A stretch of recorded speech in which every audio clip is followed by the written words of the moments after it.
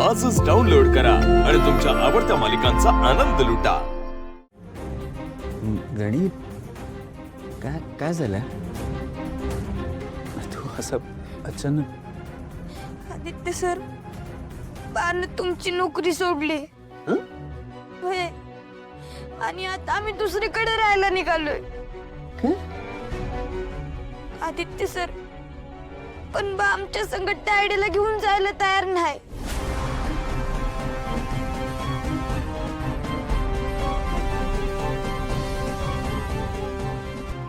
Aditya sir, तुम्ही दिव्यांबरोबर बोलून माझ्या तायडी सोबत लग्न करा आणि तिची काळजी घ्या। गणी इकडे इकडे इकडे बस बस, शांत हो।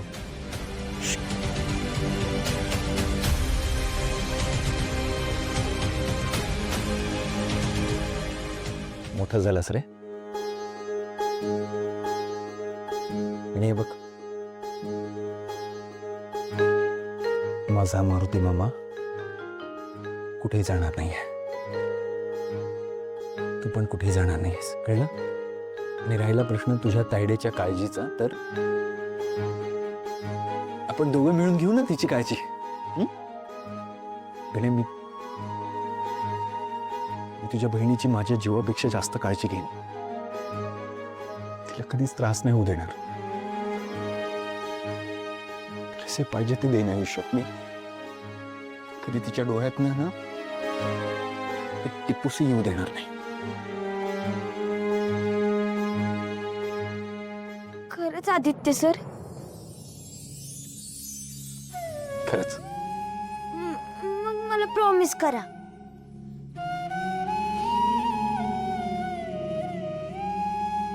प्रॉमिस।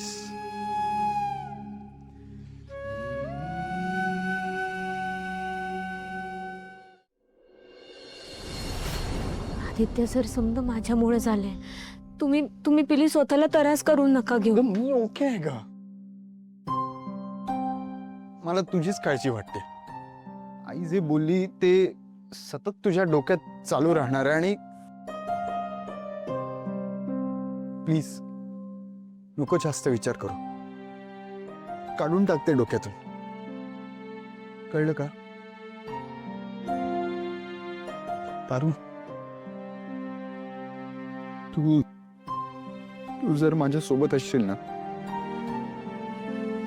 मला कसलीच काळजी नाहीये। आपण आता या परिस्थितीत आईला आपल्याबद्दल नाही सांगता येणार, पण जास्त दिवस नाही, म्हणजे मी योग्य वेळ बघून बोलून आईशी, थोडा वेळ जाऊ दे फक्त। तू फक्त सोबत राहा, माघार घेऊ नकोस। मला प्रॉमिस कर, मला प्रॉमिस कर, तू काय माझ्या सोबतच राहशील, माझी साथ कधीच सोडणार नाही। तुझ्या अशा वागण्याचा मला त्रास होतो बा। तुम्ही मालकीनबाई आहात, तुम्ही मला बा नका म्हणू, तुम्ही माझ्या इथं झोपडीत नका राहू, तुम्ही जा तुमच्या बंगल्यात जा, निघा। मला माझा आधीचा बाप पाहिजे। हे मंगळसूत्र गळ्यातून काढून फेकून द्यावं लागल।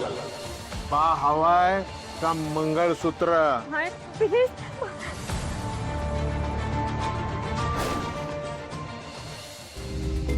तुमच्या मनात माझ्याबद्दल प्रेम निर्माण व्हायच्या आधीपासूनच मी तुम्हाला माझा नवरा मानले। तुमच्या बिगर जगण्याचा मी विचार भी नाही करू शकत। पारू, काय झालं?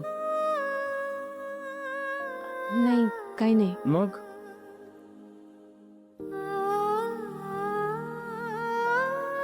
मी वचन देते तुम्हाला, मी तुमचा हात कधी भी सोडणार नाही। आता ही पारू कायमची तुमची झाली आदित्य सर।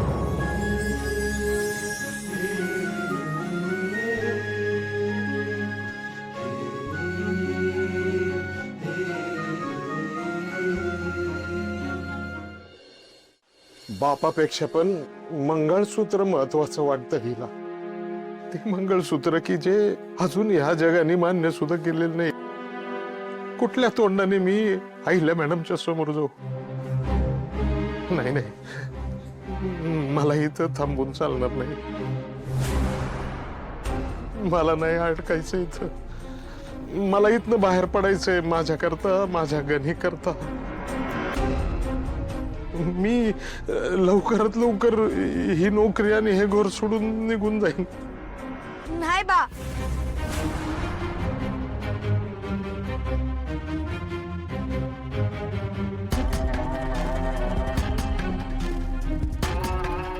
काय बी ठरवू नकोस. मी आई इथनं कुठं बी नाही जाणार. अरे इथं सगळं चांगलंय, माणसं चांगली आहेत. Aditya sir, Pritam sir, Priya madam, देवी आई किती जीव लावतात आपल्यावर. अरे बा, देवी आई तर तुला स्वतःचा भाऊ मानतात ना, तरी बी तुला इथनं जायची गरज काय? म्हणूनच जायचं का नाही? त्यांनी आपल्यावर जो विश्वास दाखवलाय ना, त्याला तडा जाण्याआधी आणि त्यांच्या मनात आपण उतरायच्या आधी आपण हे घर सोडून निघून जाऊ. नाही बा, मी इथनं कुठे बी नाही जाणार. तुला पण तुझ्या ताईसारखी चटक लागली की श्रीमंत. तू विसरलं का आपण नोकर होत? आपली लायकी नाही ती. बा, तुला काय करायचंय ते कर, पण मला माहिती आदित्य सर आणि देवी आई आपल्याला इथनं कुठे बी नाही जाऊन देणार.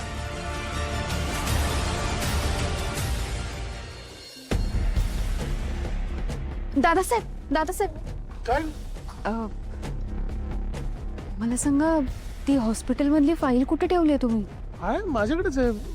पण का तुला कशाला हवी आहे? अ?